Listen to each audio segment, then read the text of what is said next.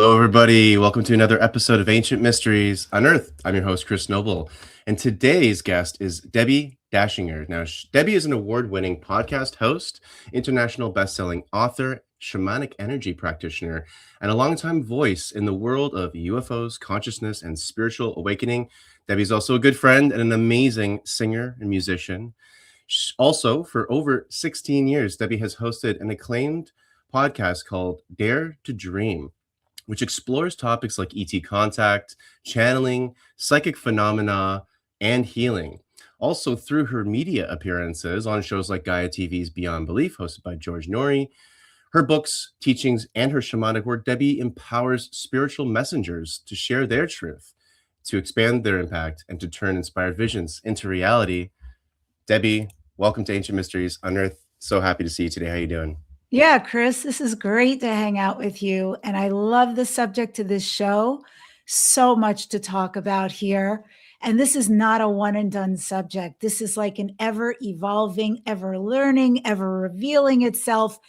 Everything we were taught growing up, not true. And so here we are discovering more and more about what's really been going on the earth for these millions of years. Just a small little bit of information for everybody. Yes. No big deal.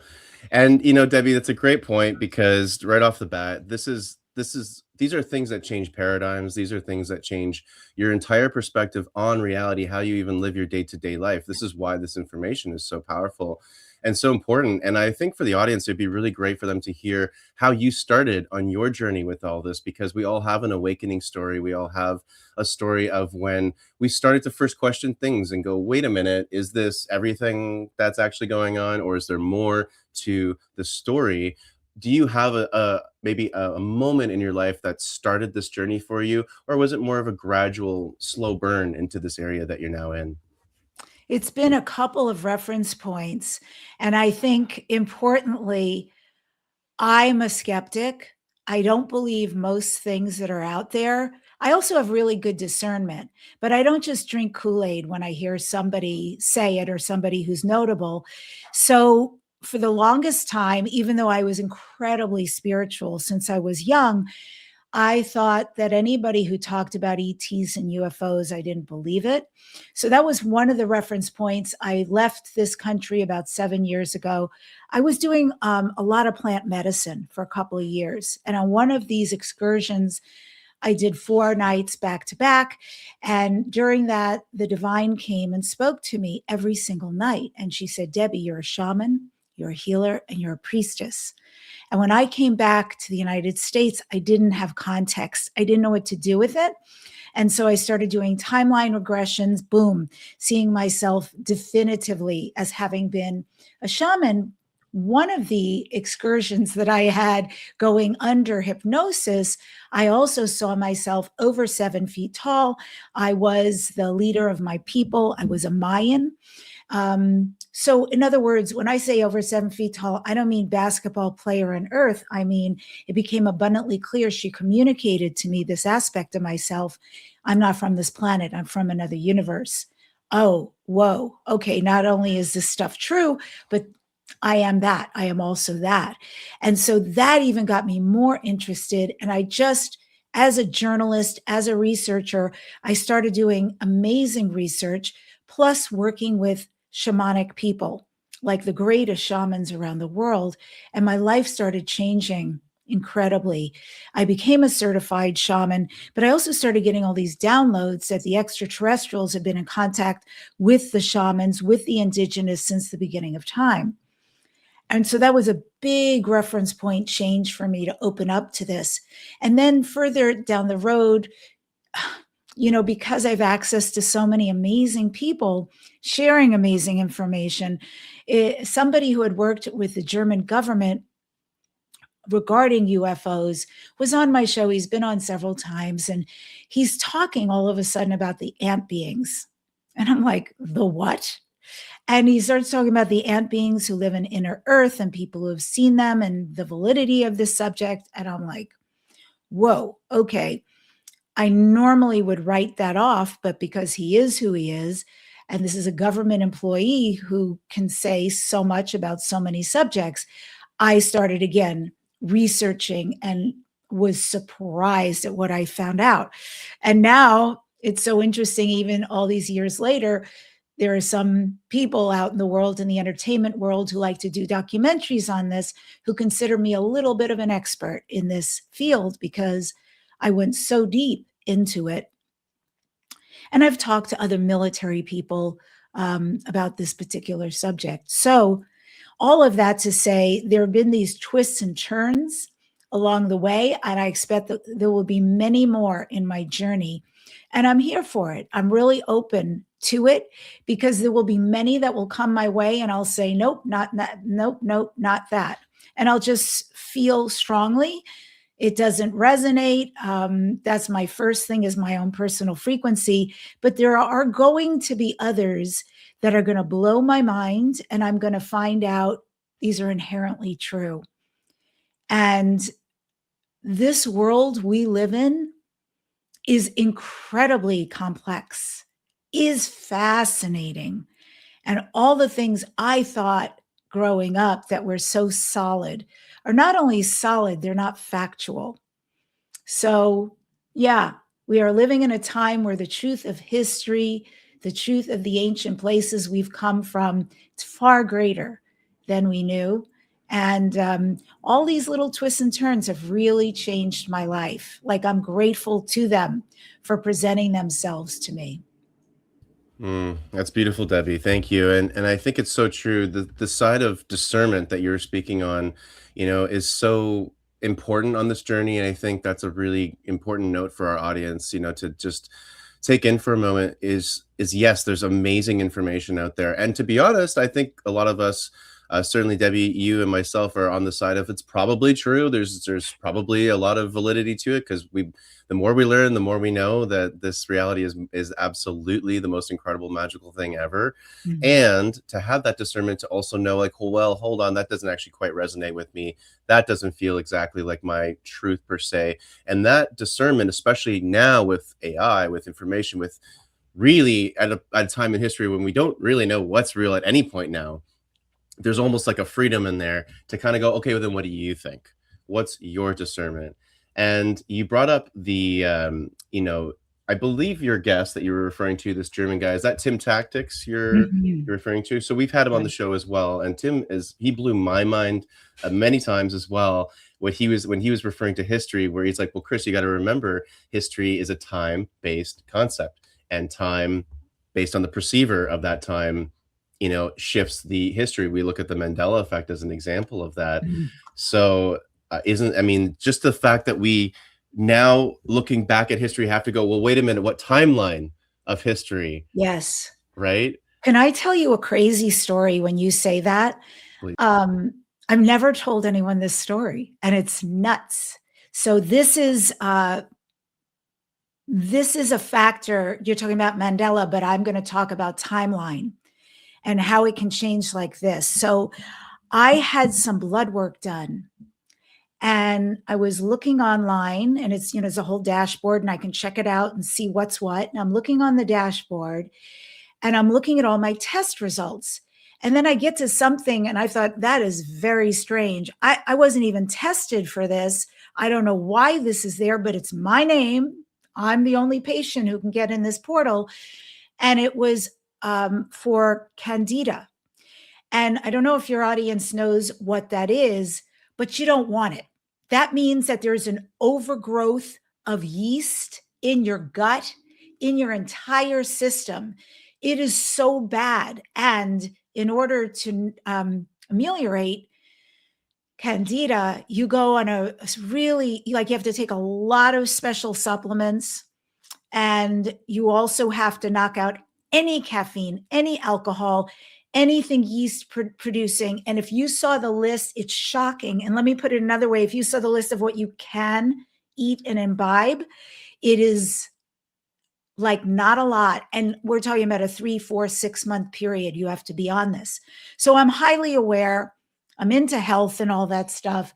And I'm looking at these results. What are they doing on my chart? But there they were, definitively for Candida, and showing an extreme overgrowth, like in the red zone. And I'm kind of flipping out. And I'm thinking, but I feel fine. And someone with candida would be absolutely exhausted and have all these symptoms. So I call my doctor's office and they basically don't know what I'm talking about. And I'm like, no, it's in my file. I'm looking at it. You can look at it. And she said, well, I'll tell you what, when you get home, why don't you take a screenshot and send it to us? Of course, we're going to look into this. So I get home and I look at it. It's gone.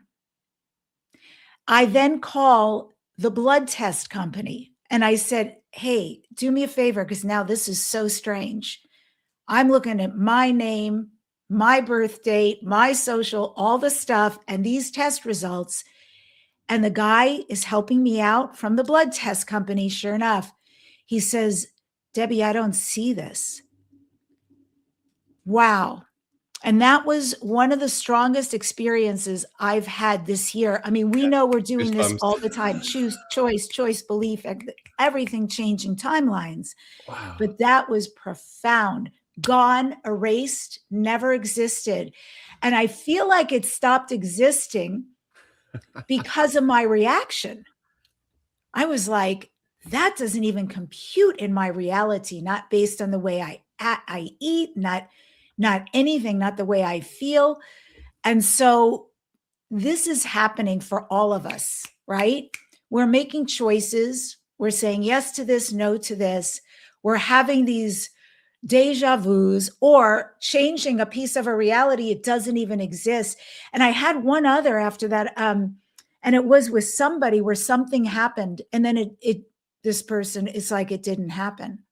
And I find that fascinating right now that we can in such real time experience things like that.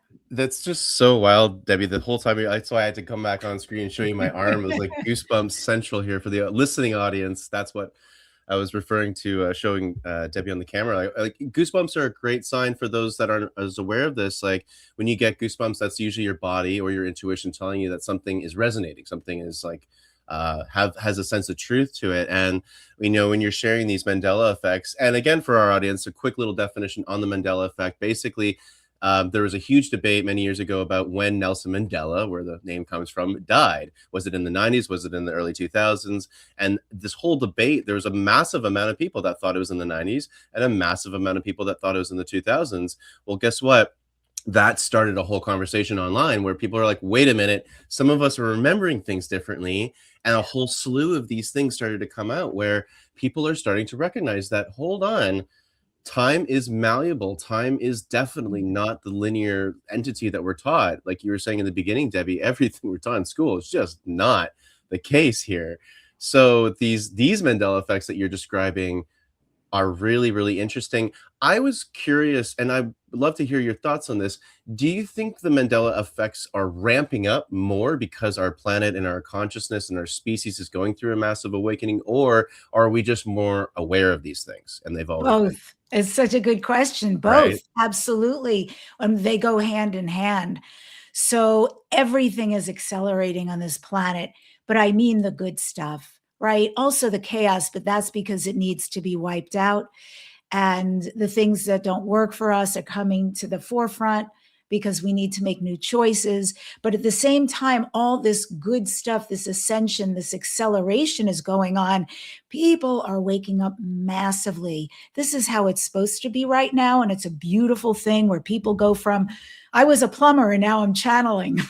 I was a real estate person and now I'm speaking light language. And it's like, yeah, exactly. So there are people.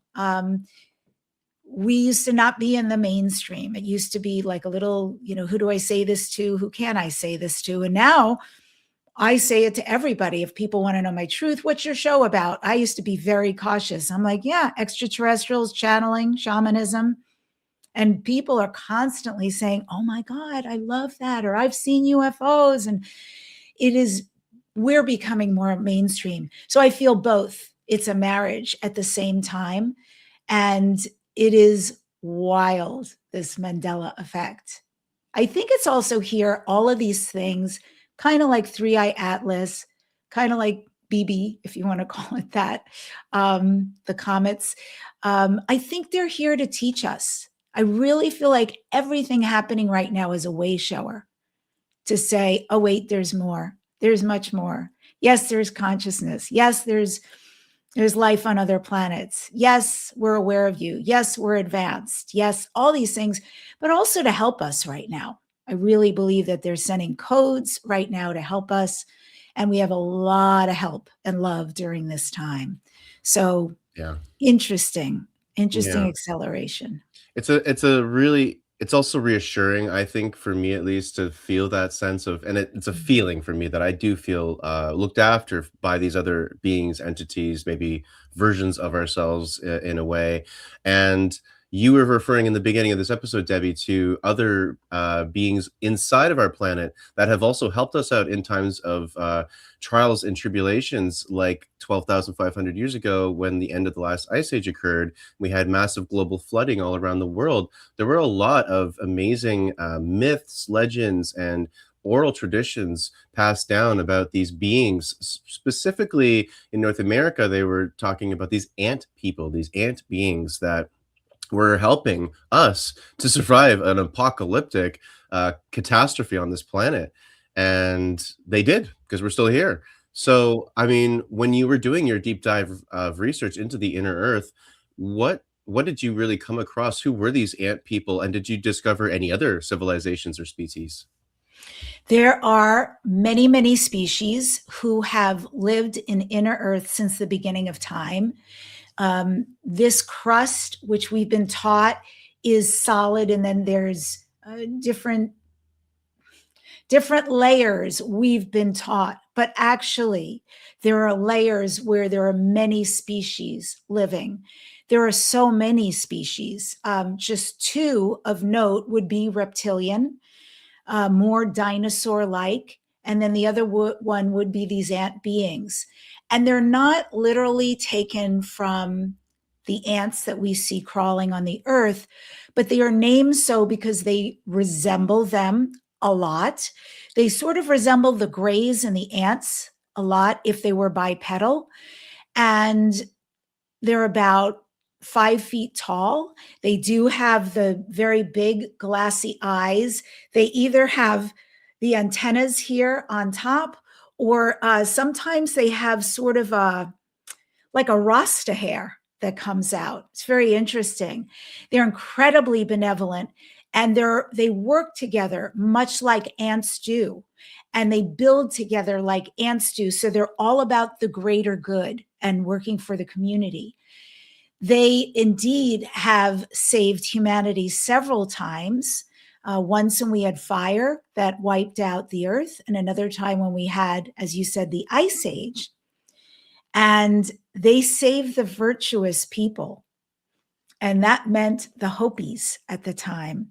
So the Hopi Indians, let's just say the indigenous, the shamans, are very in touch with nature. They're very in touch with other realms. They see the signs, they know, and they are deeply connected to the spiritual. And so they receive the information about the impending doom. And then they received that there would be signs to save them. And during the day, there was a very particular cloud that they saw, and that cloud was moving in a special direction. And so they chose to follow that cloud and walk beneath it on the land. And at night, there was then a star that took over and kept guiding them. And this went on for some time until they arrived at a cave. Please don't think of a cave that you might see if you hike, because that's a little different. These places where they live inside Earth are highly protected, and there is etheric protection as well. So you wouldn't necessarily go into a cave and see them, but these are more portals. And so the ant beings came out and met the Hopis when they arrived. They invited them inside this place where they live. Where they live inside these caverns, they're so huge that over 3 million people could easily exist there. They had food, they had storage, they have a lighting that comes from the walls and from the ceiling. They have flora and fauna, they have animals in there. They have ways of creating storage that food will last. They have a tree of life that exists, and a fountain as well. And this tree of life has seeds I would love to get my hands on. These seeds literally create longevity. They heal the body. And yeah, so I'm just checking my files. So these beautiful beings invited the Hopis in, and the Hopis accepted. They lived there for generations. They taught them how to store the food, how to gather the food. And some say the myth is that's why the ants have such a tiny waist, because they were so busy sharing their food and their goods with them. And at a certain point, when it became clear that it was okay to come back on Earth and extend their life on Earth, some of the Hopis said, I want to stay. And this has happened many times with the ant beings. They're so beautiful. They're so reverent. They're so very much like the indigenous, understanding the beauty of this world, of cooperation, of working together, taking care of one another, how to give and receive and all of this. And they're incredibly advanced. So some of the Hopis stayed, some came back. And the ant beings are not always here. The ant beings sometimes choose to portal to other planets.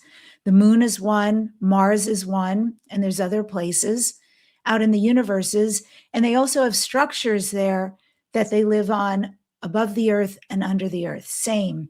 And you can think a little bit about if you ever saw as a kid growing up, if somebody had an ant farm, they were pretty cool. It was glass and there was soil and there were ants in there, and you could see all these spectacular places they built. It's very much like that. And then there's places you were mentioning, which is abundantly true out by Utah, Arizona, where they cross, where there's kivas and things. And even though there's a lot of ancient things that happened there, also part of it was the ant beings. But the ant beings are all over the world, many places. Yeah, I mean, thank you for that, Debbie. There's a lot that I've been very interested in the Unearthed for many years. We did a couple episodes on this podcast that talked about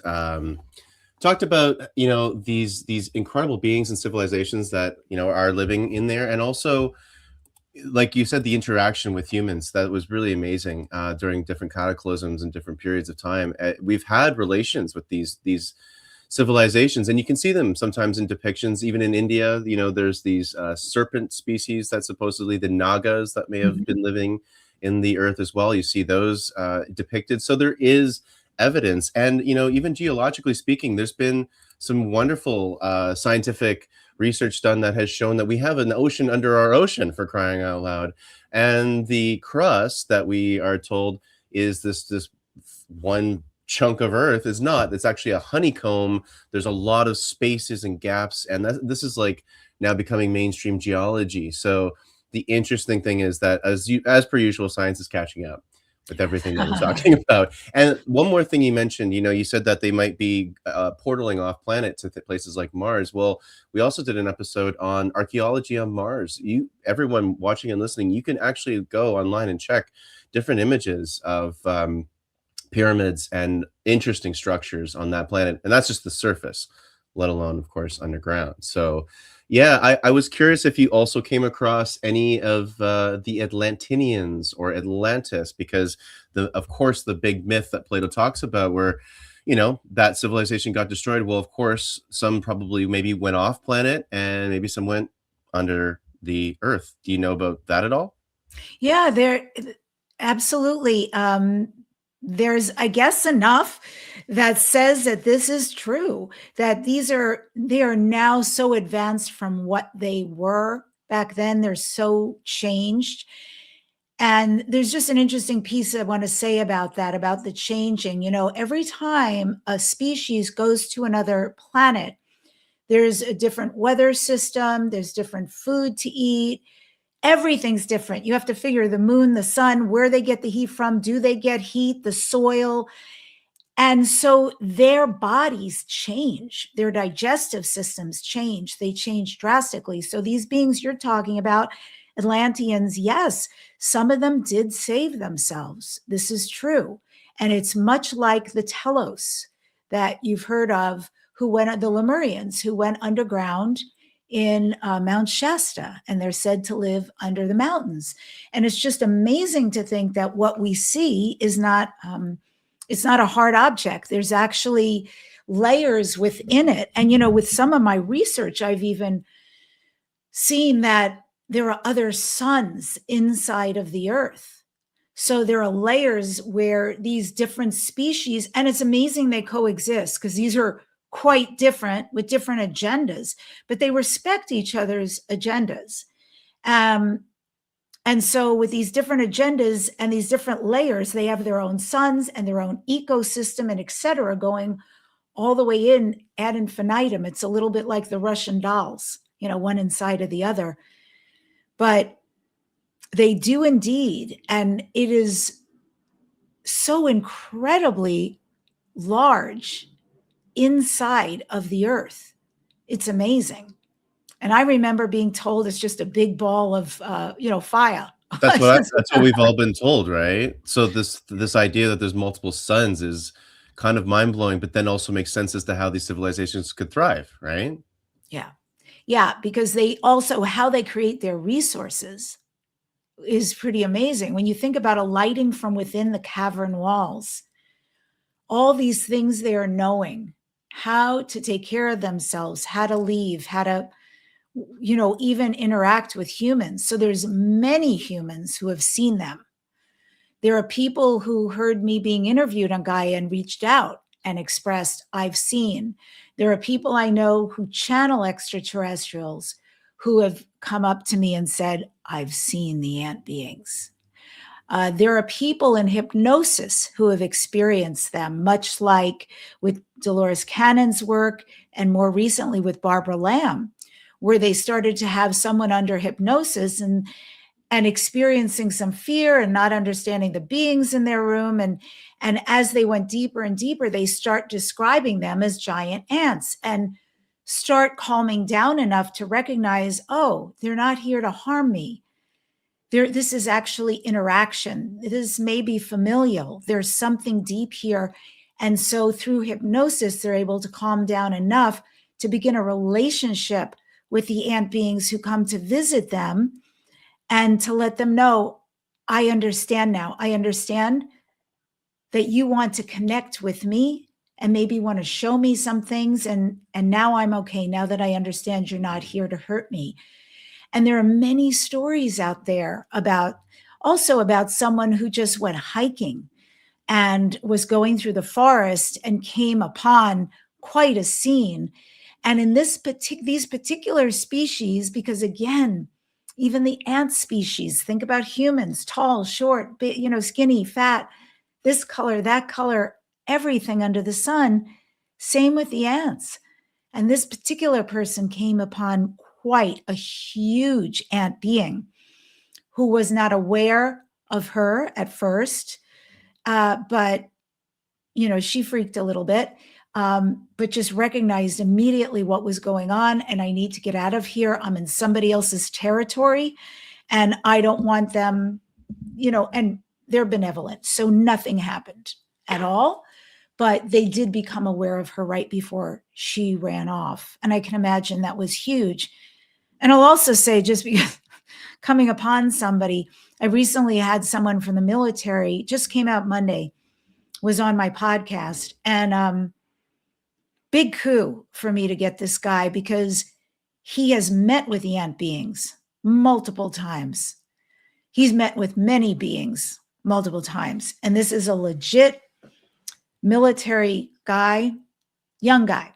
And he's amazing, like amazing. He didn't really grow up believing in this stuff. Do you have a name, Debbie, or can we just check out your episode?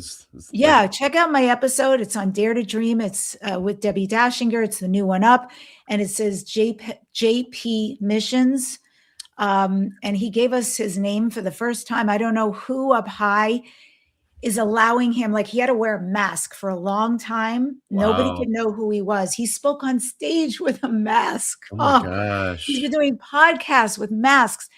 And so finally he got the okay from the military because, look, people are always asking about disclosure. I can tell you disclosure is coming from. Don't look to your government. Look to us, like the conversation Chris and I are having. That's one wave. And the second wave is the whistleblowers. And this is by design. The government has designed this to disseminate slowly this information.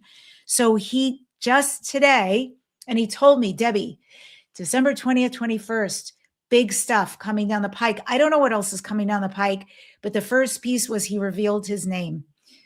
So it's Jorge Pabon. And so he's obviously been given the go ahead to do that, to reveal more fully who he is. Now we know what he looks like, all the stuff. Amazing guy. And he's had wild experiences. And I feel that, especially getting to know him as I have, we text sometimes too. And the guy has a heart of gold. And I feel very strongly that the ant beings are aware, because when they save the Hopis, why the Hopis? They save the Hopis because in their language, which is not our language, but the best description they gave was, these are virtuous people.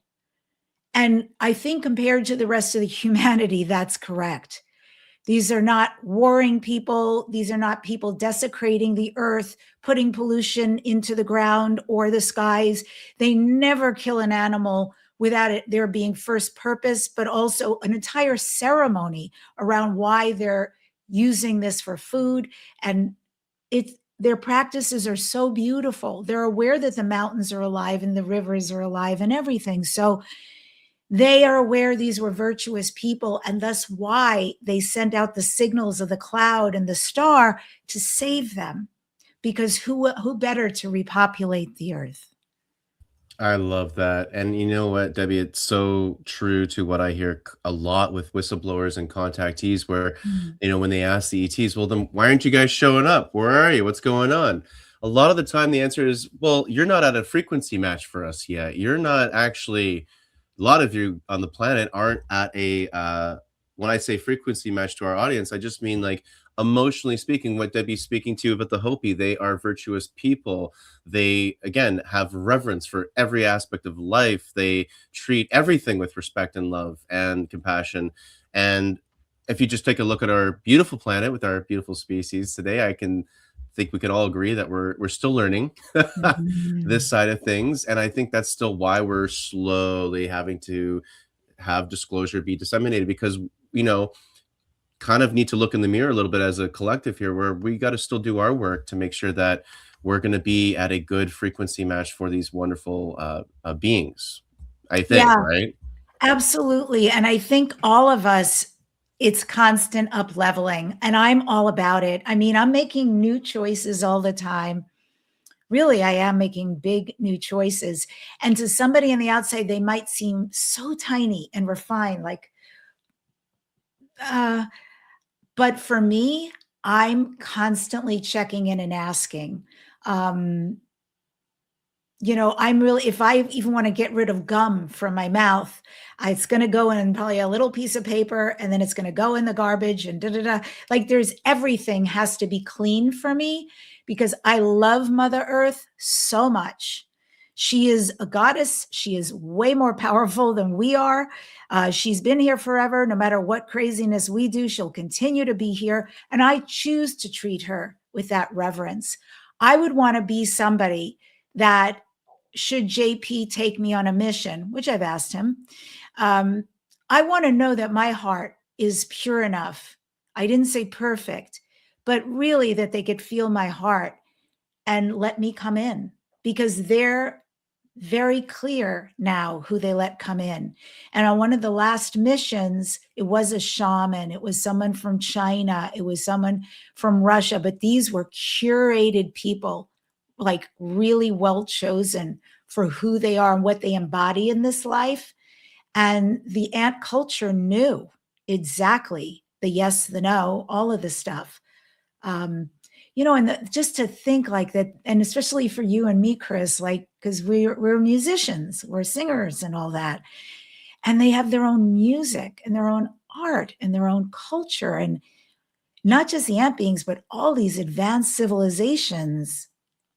And I find that fascinating. That's something I hope I know have already experienced in my other incarnations as other species, but I would love to experience that, to see how they express themselves. Imagine a jam session with the ant people. Oh my Like, god. how fun. How like, this is the future I'm absolutely here for, you know? I can't wait to I love traveling the world, meeting people that I don't even speak the same language, as but then we sit down, we play music, and, of course, there's the universal language, right, that we all speak, and I would love to know what that's like, but with an ET or with another species. How cool. Because even, one of my favorite things to if I'm just wanting to binge something mindless on the internet. I love watching animal videos where there's like a musician who goes up to a cow or something with a guitar, and they every animal just all of them gravitate towards music in the most beautiful, beautiful. I've seen people kayaking with like a flute, and then whales come up to them. I mean, it's some of Oh, the most beautiful things. And I mean, as both of us here as musicians, Debbie, I have to imagine music is a universal thing amongst the cosmos. Would it it not be? is. Right? Yeah. Although they're really different, because I've asked many people on my show, Channel Extraterrestrials is one of my favorite questions. I Okay. also always like to know about, like, do you have family? Because sometimes, I fall in love with these beings. And I'm like, are you married? Do you have But any friends you could introduce me to? yeah, there are any other elfins around who are available? It's amazing. Their Well, music is so different, the way they describe mm, music compared to what we do. It would be very interesting, this jam session, to see like what we bring. Would it be rudimentary? Would there be a flow and a frequency? Certainly, just think about our voices. I mean, if they had a kind of a bowl and we could just sing with them, that alone would be phenomenal. I've sung to fairies before, and what an experience that was. I became highly aware in a forest of these, oh my God, they were so beautiful, these fairies. And so it started out with, it was a big adventure where they told me to go lay somewhere and they were going to do something. Then they woke me up and they said, we want you to come here. There's something special. We want to show you a cave. Unbelievable. I climbed this rock, and sure enough, there was a cave, and there was cold air blowing out of it as though it was from the underground. I wanted to go in that so badly, but I was reminded, you don't know if there's bears, just be a little judicious about what you're doing here. And then, yeah, I laid down and felt at another time all of them surrounding. And while the fairies were just like enjoying this gorgeous, sumptuous forest, there was music playing. It was our music. And I started to understand music in a matrix way. I could literally, like, my being was inside of the music, so to speak. I knew what the next, even though I'd never heard the music, I knew the next notes that were going to come. I understood where the song was going, the counter, harmony and notes. And I just started singing. And it was like singing for the fairies, to thank them and the elementals for all they do for us. And, I've done that before for trees, because somebody once said, how interesting. Figure that trees in a forest, for instance, and you have people walking through, just traipsing through, or people on their phone walking by, and the trees are like this. Like, spend time with me. And many of us hug trees, and that's beautiful. But I thought, out of reverence for the trees, I'm going to sit here, and for like 20 minutes or more, I sang to the trees and the beautiful river rushing by. And I thought, let me gift you for all your beauty. And so, these are kind of cool ways to give back too. And I really believe they receive.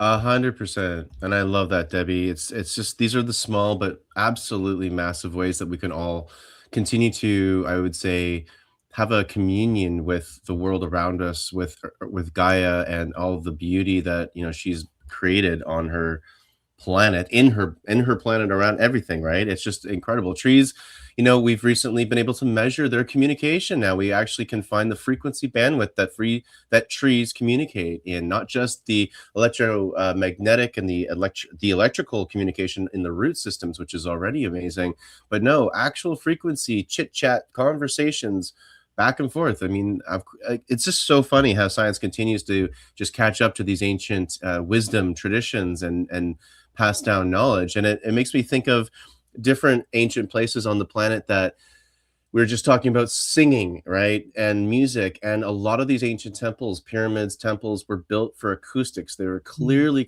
clearly built with resonance and acoustics in mind. The only thing we do nowadays with that is maybe a concert hall still, which is nice, for performances, but we don't do it to enhance consciousness or to heal people or things like that. What is your take, Debbie? I'd love to get your perspective on what were the ancient, I know they're different buildings, probably had different purposes, but let's just use things like pyramids as an example. What were these ancient structures used for? And did they have some kind of sound or resonance component to them? Yeah, absolutely. There's 2 things they were used for, and very simply, one of them is portal. Some of the chambers are for portaling. Actually, 3 things.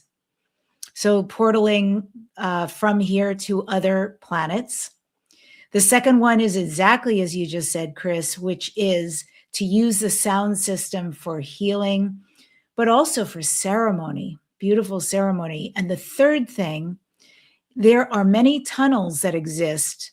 So this is a different subject than Hollow Earth. These are tunnels that connect one city, one country with another.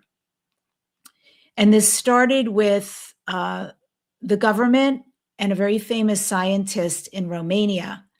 And they made some amazing discoveries about these tunnels that exist under the earth. There are many in Egypt, they are under the pyramids. And these are so ancient. First of all, they're huge. So the beings who were in them must have been quite tremendous. Were they the Anunnaki? Were they the ant beings? Were they? We've had many species on this earth. So who's to say? But they were certainly very big, tall, grand species. And these massive caverns show this.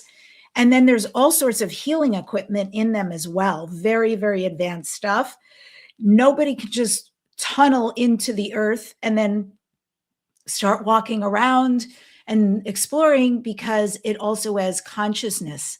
And the consciousness, once again, can discern the type of person who's coming in. So there were many people when the Romanians discovered this and the Americans try to get involved. Americans always trying to take over. But I think they were put in their place, but they also reached an agreement that said, okay, we'll work with you on this. But they had to be very careful because they sent many people in these tunnels and they died. They never came back. But then there were these certain people, and especially this particular scientist and also this government employee who was incredibly psychic, like beyond the beyonds. And they could go in and understand what was going on. And they had a lot of contact experience too, but they were allowed past the gate, if you will, which was an etheric gate. They were allowed to continue through. There are many books out about this, but those are the 3 things in the pyramids. And the frequency, absolutely, it's very beautiful, I understand, to hear people singing or toning and experience that inside of the pyramids. You were Yeah. mentioning, Debbie, the fascinating. I never heard about this thing in Romania. That's really interesting. These underground tunnels that you're speaking of that are ancient, clearly. I was speaking to Michael Tellinger about this a couple Mm, of years ago, and I remember him telling me about these. South Africa in particular is very popular for gold mining, mm. and still to this day. And I was there a couple of years back, and we literally stumbled upon an ancient gold mine from the not ancient, but one from the 1700s, which was really cool to just like hike and stumble upon. Anyway, he was talking about how these gold mining companies, when they're digging, of course, they come across these ancient tunnels as well. Mm. Likely in his theory is it is the Anunnaki, or could have even predated the Anunnaki. Anyway, obviously, like you're saying, they're worldwide. What my question is do these underground tunnels also potentially follow these telluric currents that I've studied, and we hear a lot about the earth energies, we hear a lot about ancient sites being Mm. built over top of them. Is there, and you're saying that there's a consciousness etheric element to these tunnels, Mm. is there any relation to these planetary meridian systems in the tunnels, or are they separate? Wow. That's a great question. So, as far as I understand, this is different purpose, right? But at the same time, when you ask, because the grids, the earth grids, the energy lines, the ley lines, this is so important. I cannot imagine that these were built without adherence to that, because it's like going against a flow. Otherwise, I think the import of why these were created was this inner earth connection to other states and cities. I don't know. So now I'm really starting to like, are these downloads or are these thoughts? But it is very interesting to find out when it was dated, if actually it does coincide with a cataclysm or some reason why being on top of Earth was not preferred. It was better to be inside of Earth and find roads, highways, if you will, that connect you to other places like Iraq, like in the United States, and many places around the earth. They are incredibly extensive. And LADAR, the LADAR that they've used, which can see the frequency inside the earth, has detected them. And so these exist. These are not myth. And they're fascinating, uh, why they were created. But they're not created for that. They were not created to work with that. But at the same time, I can't imagine that these tunnels were created without some forethought, some harmonics with the way the earth flow works anyway. Yeah, that was just a kind of a download question thought that came in as you were talking too. Because I mean, why wouldn't they be connected? But like you're saying too, I'm sure there's um, multiple purposes. I mean, everything in the ancient world, I think, was all multi functional anyway. I mean, the pyramids, everything, right? Had stargates, but also healing devices, but also, I know that the pyramids can shoot out frequencies that propagate crops, as an example, that help really enhance life on pretty much every level. So, as we wrap up here, Debbie, this has just been such a great conversation. Thank you, as always. I love this. I always love to try to bring it into some practical elements as well, day to day things, because it's cool and as amazing as all this information is. What do we do with it, and how can we kind of distill this into our day to day lives? And what have you found for yourself in your journey that's really helped you, maybe keep a level head, or not fall too far into, maybe sometimes when I was new to this journey, I'd fall down the rabbit holes of conspiracies or other things that get me all freaked out, and then on the opposite side, if you watch the news for too long, you're gonna get freaked out about something else. So in this current climate that we're in, what do you find on a practical, spiritual, or human level helps you on a day-to-day kind of thrive the way you do? It's such a legitimate question, Chris. It really is. And, first I will say I'm not typically that person. I don't fall prey, but I did recently. And so somebody very reputable sent me something, and I was reading it. And I definitely freaked out because it was a take and a twist on something that I don't have enough knowledge and experience to understand, but it was very threatening to the planet. And I have a client who wrote a book, an unbelievable book called Hush. His name is MD Selig. And it is all about the extraterrestrials and the cover up. He worked for the military. And so he's also a brilliant writer. And I immediately turned to him and I said, can I send you this? And can you please tell me your thoughts? So I guess what I'm saying to you is, how do I handle it? I get another person involved who I have great respect for and who I know is going to give me an angle. And he could have corroborated, and that would have been interesting. Or he could have said, Deb, There's nothing to worry about. And actually, that's what he said. He gave me a lot of context for why he was saying that. And that was huge. That was very important for me to hear. So that's how I handle something like that. I don't spin out. I immediately make sure I have someone or someones who are way higher up in knowledge in something that I can turn to. And so that was beautiful. I completely let go after that. And the second thing is, it's about practices.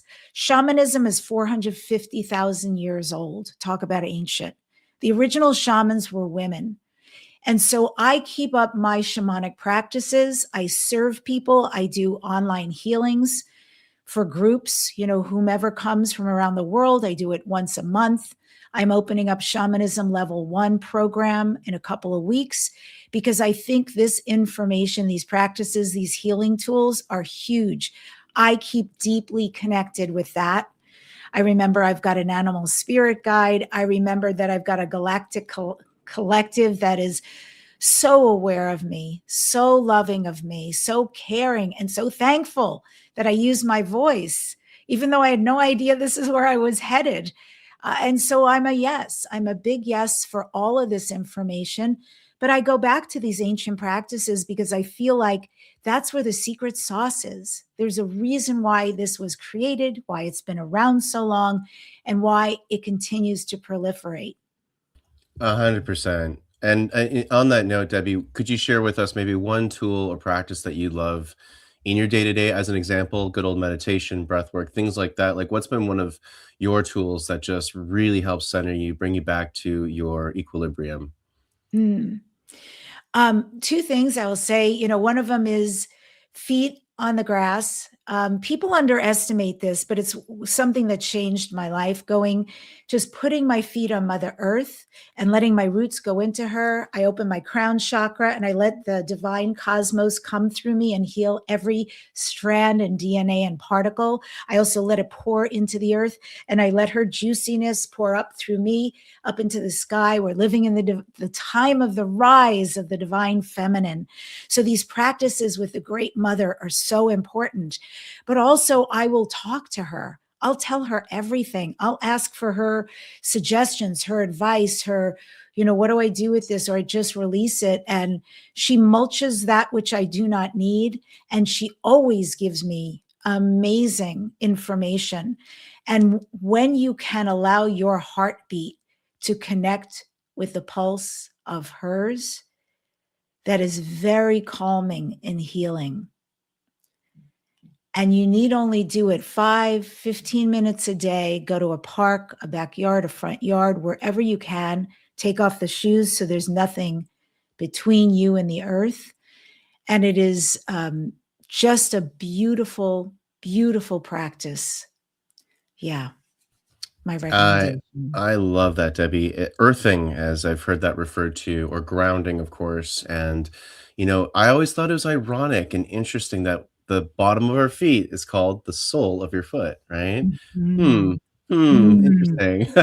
And has chakras and all of that, Exactly. but it's so important, and if folks don't know how to Yeah. get into it, you can just see your beautiful heart with like a gold and silver thread, take it down to your sacral where we carry so much tension, let it Mm, go through your hips, your legs, your feet, and deep into the ground, and then connect the heart with her heartbeat. mm. Honestly, it's free, it's abundant, and it's so healing.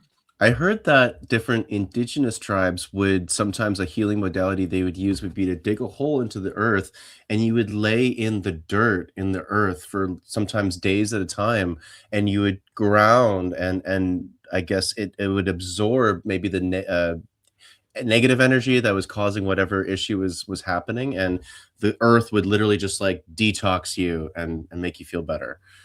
It's Um, true. It's yeah. really true. When I do shamanic healing on people and I extract things from them, there's two places we put it. We always give it to grandfather fire and we also put it into the earth. And I remember in the beginning, always feel so weird, like, God, poor earth, like to keep giving her even that. And then I was taught to understand, excuse me, that they love this.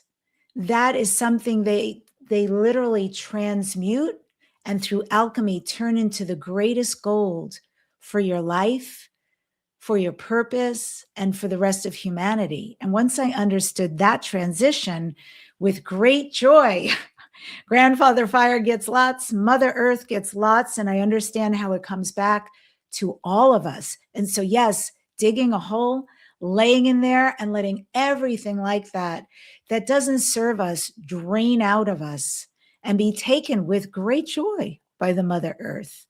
It's wonderful, really wonderful. It's sort of like, I think, also the ocean, going in the ocean, just completely cleansing yourself with the salt and the water, and it detoxifies. Powerful stuff. What's already here. What's already here, the technology that's in these bodies as well, just as much as around us on this planet. It's incredible, and we're coming back to it. So thank you so much, Debbie, for bringing this wisdom to our audience here and for sharing your magic and your energy. Could you let us know where we can find you, where we can connect with you, and maybe where you'll be next year? Because I know you and Wow. I are going to be at some. You and I are going to Yeah. some similar events, aren't we? We are. That alone would be something. So my website, I'm actually having a new website built, and I can't wait to be able to give that out because that's going to be galactic shamanic only. But my website is my name. It's Debbi Dachinger, Debbi with an I, Dachinger with a C. So DebbiDachinger.com. Lots to sign up for there.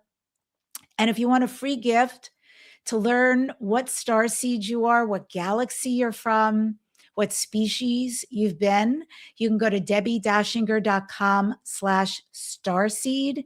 Got an amazing report and video there for you. And I have so much coming up. Let's see, February, I am at the Conscious Life Expo in Los Angeles. I'm speaking. I'm moderating a plant medicine panel. I'm moderating an ET consciousness panel. I'm in their play with Jimmy Church and Danny and Brinkley. And I've got live podcasting as well. And then in March, I'm going to be aboard the Celebrity Cruise Mystery School at Sea with you, with many other amazing presenters. And if anybody wants to join and book your cabin for Greece and Turkey, what an adventure this is going to be. Please join us. And I know we're doing a concert also aboard the ship. I hope you'll be doing music there, Chris, as well. So it's mysteryschoolatsea.com. And under reference, please click on my name, Debbi Dachinger. April, I'll be at the New Living Expo, speaking, moderating. That's at San Rafael, California. I know August, I'll be in Glastonbury. And I know I'm missing a few in there. But honestly, if you're on my website, if you're connect with me, you could either get a free gift there or get the /starseed gift, and we'll be connected.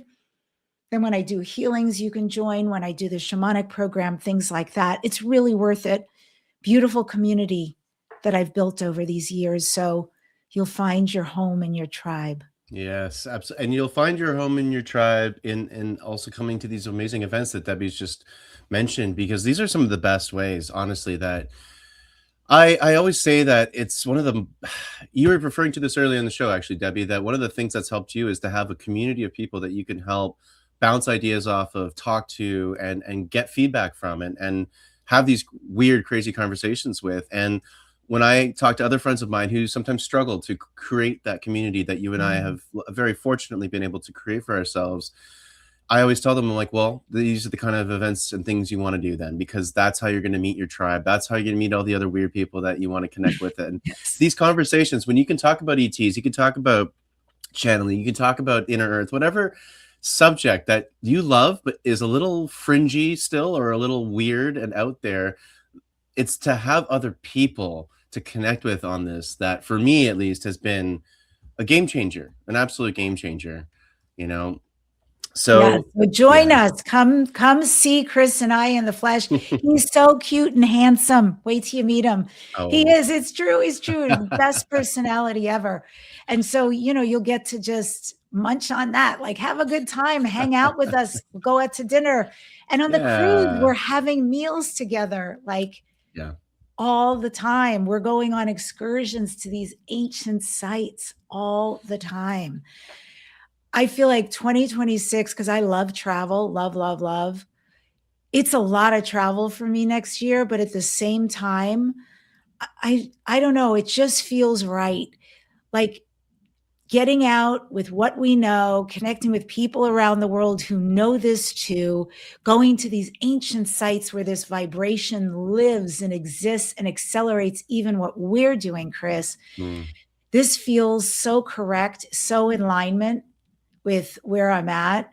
And as much as I really don't like leaving my 2 dogs because I love them, I miss them, I still know my soul needs to do this with you guys and keep getting out and exploring. So join us, folks. Yeah, absolutely. Debbie, thank you so much for being on the show. And this was so much fun. Absolutely. Everybody who's been watching and listening, got to come meet us next year, 2026, at these events and connect with Debbie. Her information is going to be in the show notes below. Please, please, please connect with her because she is just such a special, wonderful, beautiful soul. Debbie, thank you so much for being on Ancient Mysteries Unearthed. And we'll see you soon. Okay. You take care. Okay. Much love. Thank All right. you. And just stay in the green room because I want to chat with you quickly afterwards. We're just going to do a quick sign off here. All right, everybody. So what a great episode. Debbi Dachinger. What a special, special, amazing human being. You got to check out her show. Check her out on Gaia TV as well. She's got a great episode, not only on Beyond Belief, but she's got so much incredible content. And as you can tell by our interview today, so much information, because not only has she done so much of her own research, but she also gets to talk to just some of the most incredible people out there for this information. So definitely follow up with Debbie. And as always, I'd like to just do a little shout out at the end. We've got our Egypt tour coming up in September 2026. So as Debbie was saying, if you want to connect with these incredible sites in real life, it is that next level experience. Come join us in September. And if you are a practitioner or a therapist or someone that likes to use music as a therapeutic practice or as anything within your own practice for therapy, you can check out the Therapeutic Music Library, where we can license you therapeutic music for a very cost-effective solution so that you can give this magic to the rest of the planet and all your clients and patients. Alrighty, so thank you very much, everyone, for checking out this episode of Ancient Mysteries Unearthed. We will check you out in the next episode. Until next time.